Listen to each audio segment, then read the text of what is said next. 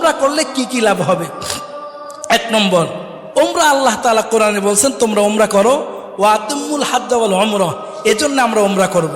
2 নম্বর ফজিলত, নবীজি হজের আগে ওমরা করছে, এজন্য আমিও ওমরা করব। 3 নম্বর, যেই ব্যক্তি ওমরা করবে ওই ব্যক্তি নবীজি বলছেন সে যেন আমার সাথে সাক্ষাৎ করলো, সুবহানাল্লাহ।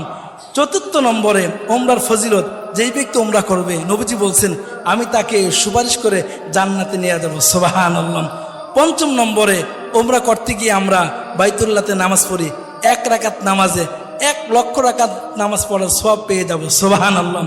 6 নম্বর ফজিলত হলো দুনিয়াতে থেকেই জান্নাতি জিনিস এর মধ্যে চুমা দেওয়ার সুযোগ হয়, যেটা হলো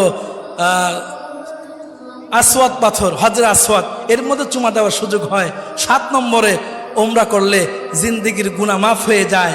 8 নম্বরে ওমরা করলে দোয়া কবুল হয়।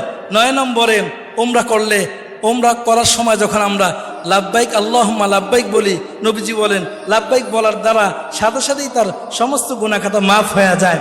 10 নম্বরে যেই ব্যক্তি ওমরা করে, ওমরা করার কারণে জান্নাতের বাগান রওজাতুম মিন রিয়াজিল জান্নার ভিতরে তার যাওয়ার সুযোগ হয়ে যায়। 11 নম্বরে